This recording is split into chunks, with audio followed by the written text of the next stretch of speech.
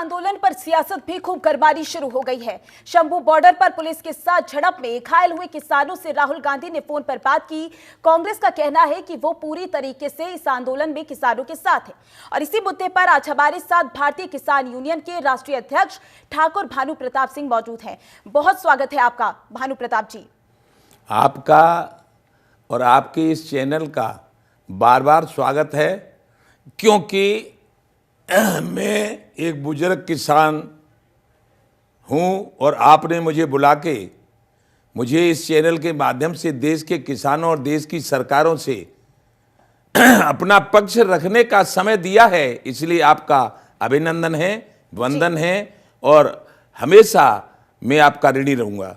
मैं आपको बताना चाहता हूं कि जो समझा रहे हैं कि हमने किसानों को समझाया, किसान के मुद्दे बढ़ते जाएंगे।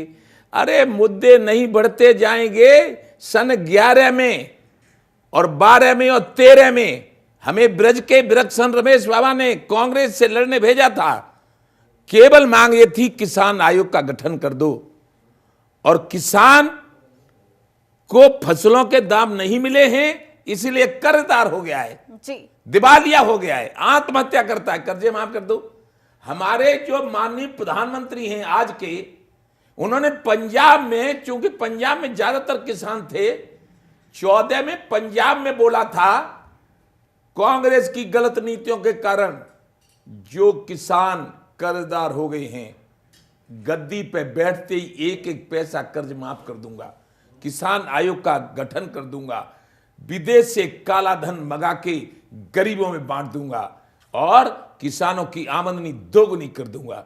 ये 4 मुद्दे थे। कहां बढ़ते जा रहे हैं? इनमें से एक तो कर देते पूरा माननीय प्रधानमंत्री जी, लेकिन आपने एक भी नहीं किया था। आपने की थी नोटबंदी, और नोटबंदी में भारत के जो प्रॉपर्टी का काम करते थे, प्रॉपर्टी डीलर का काम करते थे, आलू किसान, गन्ना किसान, सब मरे थे, सब मरे। लेकिन आप में केवल एक ही माननीय प्रधानमंत्री जी, आज मैं कहूंगा चैनल पे बैठा हूं तो, आप में भाषण देने की वो कला है कि झूठी बात को साची कर देते हो और साची बात को झूठी कर देते हो। लेकिन भानु प्रताप जी, सरकार तो बातचीत करने के लिए तैयार है। बातचीत करने के लिए तैयार है तो घोषणा कर दे कि किसान आयोग का गठन कर दिया है। किसान आयोग ही फसलों के दाम तय करेगा। एक उद्योगपति अपना उद्योग चलाता है, 10,000 रुपया लगाकर 2.5 लाख में बुलेट बेचता है, और हमारा किसान 3,500 का बीज, गेहूं 50 किलो आलू का बीज लेकर जब हमारी फैक्ट्री में बन जाता है तो वही 50 किलो आलू 150 रुपये में बिकता है। प्रधानमंत्री जी शर्म करो, प्रधानमंत्री जी शर्म करो। ये लोकतंत्र है, ये राजतंत्र नहीं है। आपको हमने बनाया है, आपने हमको नहीं बनाया। हम बनाते हैं, नहीं मानोगे तो 24 में इसका नतीजा आपको दे देंगे। मैं तो भारत के किसानों से कह रहा हूं, ये दिल्ली जाना बंद करो, हिंसा बंद करो और सारे किसान संगठन एकजुट हो जाओ। मैंने इसका इलाज कर लिया है। किसान क्रांति दल राजनीतिक पार्टी बना ली है। क्रांति राजनीति में करिएगा, और जो हमारे लिए कांटे गाड़ते हैं, कीले गाड़ते हैं, जो हमारे लिए बैरिकेडिंग लगा देते हैं, हमारा दिल्ली से कोई संपर्क नहीं रखना चाहते, न हमारी बात मानना चाहते, उनको सत्ता से 24 में हटा दो, भगा दो, अपना प्रधानमंत्री किसान बना लो, किस्सा खत्म हो जाएगा। ये लोकतंत्र है, किसी की दादा लाई संपत्ति नहीं है। भानु प्रताप जी, जिस तरीके से किसान इकट्ठा हुए हैं और चल पड़े हैं आंदोलन की तरफ, दिल्ली कूच की तरफ, हालांकि सरकार लगातार ये बोल रही है, बात करने के लिए तैयार है, उसके बावजूद भी किसान जो है वो इकट्ठा हो गए हैं। इससे आम लोगों को कितनी परेशानी हो रही है, उसका कुछ नहीं। मैडम, परेशानी हो रही है, लेकिन मैं तो ये कह रहा हूं कि ये किसान जा रहे थे दिल्ली, रामलीला मैदान में जाते, वहां लाखों किसान बैठ सकते हैं, चुपचाप चले जाने देते, बात सुन लेते, 2-4 आदमी बोलना सुन लेते, या 2 मंत्री वहां चले जाते। ये बैरिकेडिंग लगाना, कीले गाड़ना, ये कौन सा इनको अभिमान हो गया है? मेरी समझ में तो जैसे रावण क्या थे, रावण थे। उत्तम कुल पुलस्त करनाती, शिव बिरंच पूजे बहुभांति। शिव जी ब्रह्मा विष्णु से आशीर्वाद प्राप्त करके इतने बड़े हो गए जैसे आज हमारे विदेशों से अपना सम्मान करवा करवा के हमारे नरेंद्र मोदी जी हो गए। फिर क्या इंद्र को जीत लिया, फिर क्या मामा मारीच को सोने का मृग बना के भेज दिया, फिर सीता जी को चुरा लिया। अब किसानों को यदि मारोगे, ये 80% है, कृषि प्रधान भारत को उद्योग प्रधान नहीं बनने देंगे। ये भानु का ऐलान है प्रधानमंत्री जी। मरवा दो, गोली चलवा दो, फांसी पर लटकवा दो, लेकिन कर्म प्रधान विश्व रच राखा, जो जस करे सो तस बल चाका। यदि ईश्वर कहीं है, राम मंदिर आपने बनाया है, राम है कहीं, सीता है कहीं, लक्ष्मण है कहीं, तो तुमको भोगना पड़ेगा प्रधानमंत्री जी। नहीं तो ये बैरिकेटिंग, ये कांटे, ये कीले सब हटवाओ, फ्री कर दो, जाओ बैठो। किसान रामलीला मैदान बैठे। भानु प्रताप जी, मैं आपसे वही बात बार बार कह रही हूँ कि जब सरकार बात करने के लिए तैयार है, उसके बावजूद भी सिर्फ एक ही तरीका बचता है क्या किसानों के पास? क्या कि कौन बस सा तरीका? एक तरीका नहीं है।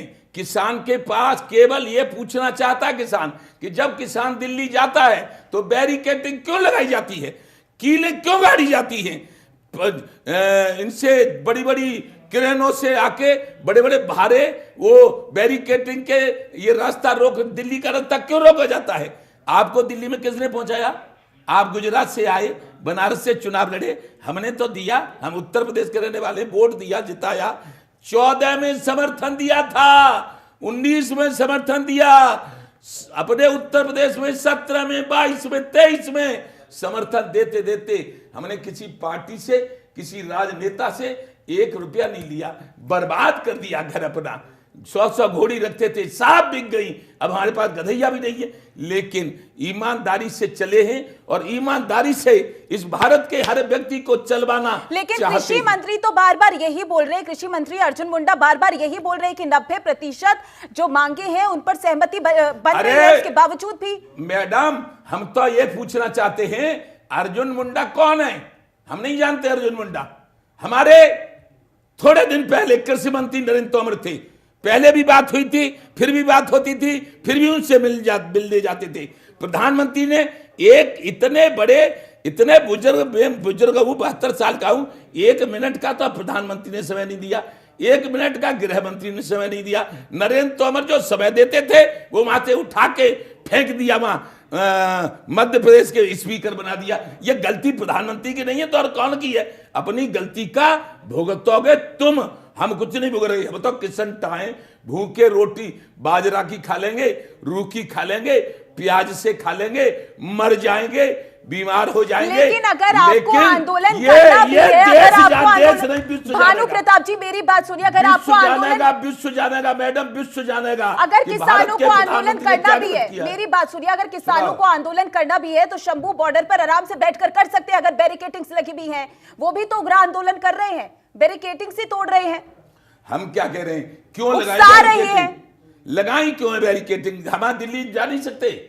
एक साथ किसान इकट्ठा होकर और 6 महीने का राशन पानी लेकर चल पड़े कि दिल्ली कुछ का ऐलान कर दिया है। हालांकि सरकार बात करने के लिए तैयार है, उसके बावजूद भी ऐलान, उसके बावजूद भी आम आदमी को कितनी परेशानी हो रही है, उसका कुछ भी नहीं है, उसका कुछ भी बेनतीजा नहीं निकलेगा, उसके कोई मायने नहीं है। मैडम, मैं तो उन सभी किसान नेताओं से, सभी किसानों से निवेदन हाथ जोड़ के करता हूं कि दिल्ली को छोड़ दें, अपने अपने गांव में चले आवें और आम जनता को जो परेशानी हो रही है, दिल्ली वासियों को परेशानी न होने दे।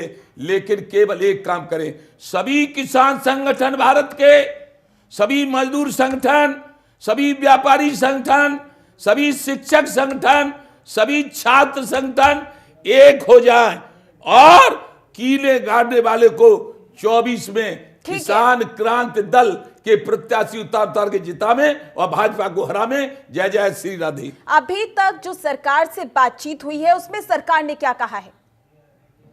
सरकार ने ये कहा है कि सरकार ने माननीय पूजनीय स्वर्गीय चौधरी चरण सिंह को भारत रत्न देकर जाटों को अपने पक्ष में करने का काम किया है। और सुनो, और मैं कह रहा हूं, चौधरी चरण सिंह ने 1967 में मुख्यमंत्री बने थे उत्तर प्रदेश के, तो 76 रुपए कुंटल गेहूं बिकवाया था। और उस समय प्राइमरी के मास्टर को, अध्यापक को 70 रुपए तनख्वाह मिलती थी। 70 की आज 70,000 हो गई है। और 76 रुपए कुंटल गेहूं था, 76 के अभी 3,000 नहीं हुए। प्रधानमंत्री जी, यदि आप भारत रत्न मांगते हो उनको, चौधरी चरण सिंह को, तो 76,000 एक बार राकेश टिकैत जी की भी बाइट सुन लीजिए। एक बार पहले आप राकेश टिकैत अपनी बात पूरी कीजिएगा, अपनी बात पूरी कीजिएगा, लेकिन एक बार राकेश टिकैत जी की भी बाइट सुन लीजिए। देखो, हमारा है कि सरकार उस मूवमेंट से बातचीत करे, जैसे पहले भी 2 दौर की बात हुई है, दोबारा फिर वे बैठ गए। किसान वापसी नहीं जाएगा,